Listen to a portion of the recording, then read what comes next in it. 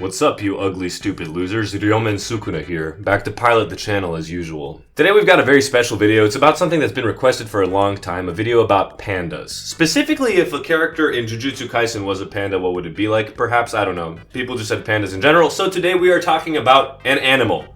Let's get right into it. What can we say about pandas? What is a panda? Well, it's actually a species that's endemic to China, and it does in fact not live in Tokyo. I know I've already thrown you a huge curveball right at the start because some of you may be consuming media that makes you think, oh, pandas actually go to high school in Tokyo. But whoever's the writer of that media that you're consuming should either get a brain, revive Gojo, or do some fact-checking before they write. Now, funnily enough, I know I've covered JJK a lot on this channel. There's actually a character in JJK named Panda, and he got pieced up by a farmer. As I started doing some research about this video, I remembered, oh yeah, there was a character named Panda in JJK. He's just done basically fucking nothing since season 1 of the anime. Furthermore, a lot of you think that pandas are endangered, but they're actually just vulnerable, and you can see this by Kashimo standing over his torn-up body. But it's not all bad when it comes to pandas, because some high-up executive or creative director thought pandas have the potential to be a lead in a DreamWorks series. Unfortunately, Gege Akutami did not think so, so he relegated his character Panda to maybe 57th or 58th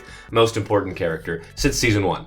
To be honest, in JJK, Panda's really only been around for the exchange event arc, the perfect preparation, and the culling games arc a little bit. Other than that, kinda useless. And I mean, he's been absent in the Sukuna raid completely. And you might say, yeah, with reason, he's a fucking baby who got pieced up by a waffle-loving bum.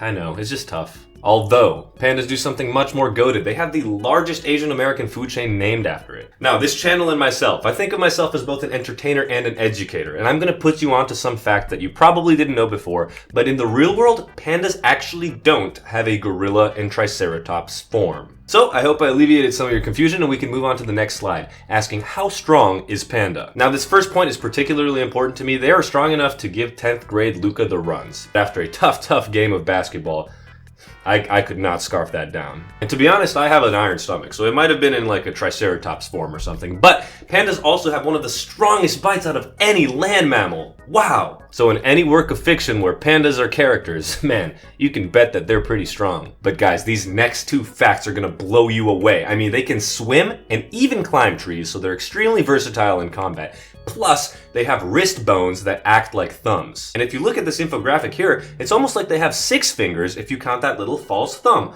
So any mangaka or author that draws pandas with 5 fingers, perhaps someone like, I don't know, Gege Akutami, probably didn't do their research about pandas. Now you guys might be thinking, holy fuck, Luca, why did pandas not conquer the world? How are they not the apex predators? Well, guys, there are, of course, cons to pandas. They need 2 types of bamboo to survive, so it's not super easy for them to get food. But even if they could regularly get their hands on both types of bamboo, they wouldn't be able to train or fight all day because they poop about 40 times a day, just like I do after eating panda. And some of you guys might be asking the question, Luca, why are you making this video? And all I can say is, it's April Fool's Day, and what better character to cover it than fucking Panda who's done nothing. But let's talk about how strong he is in Jujutsu Kaisen. And yes, I'm excited to tell you that he is not that strong. He is semi-grade 2. In fact, I'm convinced that Panda beat Mekamaru to show only how ass the Kyoto students are, and Gege pushed this fucking Tokyo above Kyoto agenda. Cause dude, without capping, keeping it on the real, Mekamaru is actually a non-trivially strong character. Like, there's no fucking way Panda should have won, dude. And if I was Mekamaru, I would have busted out that huge-ass Gundam rather than getting beat by an animal that needs 2 types of bamboo to survive. Now I'm gonna drop some philosophy on you. Usually who you hang out with is a good reflection of yourself. And Panda loves Inumaki. He loves hanging out with him. And as we know, Inumaki is also ass. So yeah, that's about how strong Panda is. However, we can still ask the question, can Panda defeat Sukuna? Because there are some hidden techniques that Panda can employ to help with the raid of Sukuna. Firstly, Panda is spread very deep. There's over 2,200 locations that Panda is located in, which makes it very difficult for even a special grade curse user like Sukuna himself to defeat all of them. Think Naruto in episode 1. Now, Panda also has Designer on his side, you remember the song, who allegedly has a gun, according to the lyrics, and I'm pretty sure we have not seen Sukuna stop a bullet yet. Now, I did some Reddit research and I looked up the most expensive thing you could buy at Panda, and apparently a shrimp box costs about $98. Now, if Sukuna from the Heian era, where things probably cost negative amounts of money, found out that a box of shrimp costs $98, he might actually just go and unalive himself. Not only this, but this is intrinsic to pandas.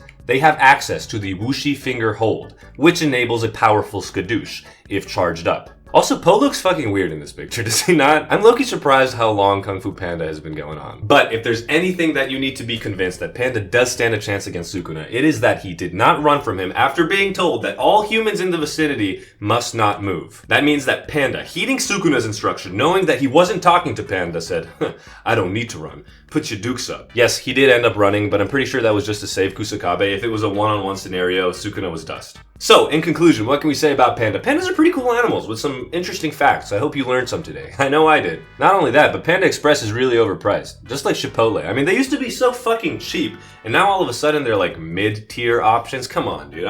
Don't make me be like Sukuna after seeing the price. Obviously, as we've discussed, Panda from JJK could, in fact, beat Sukuna to the ground. Next, Gege doesn't even like Panda. Why do you? I mean, every punch is kind of a black flash if you think about it. I mean, he's punching with his black fists. Kind of like Miguel. Can I say that? Can I say that?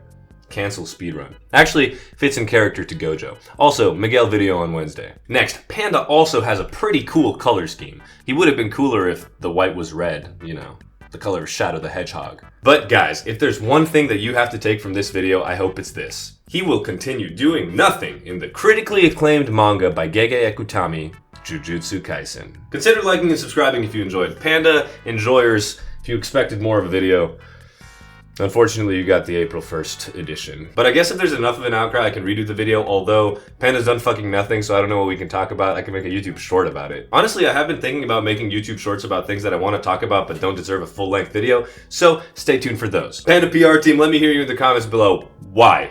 Why do you like this character as much as you do? Why has it been suggested so often? Anti-Panda PR team, do you even exist? Do you even care about the character at all? Also leave in the comments below any other suggestions for future videos. We've got some good things cooking and I can't wait to show you guys. Until then, you lowly maggots, I hate you.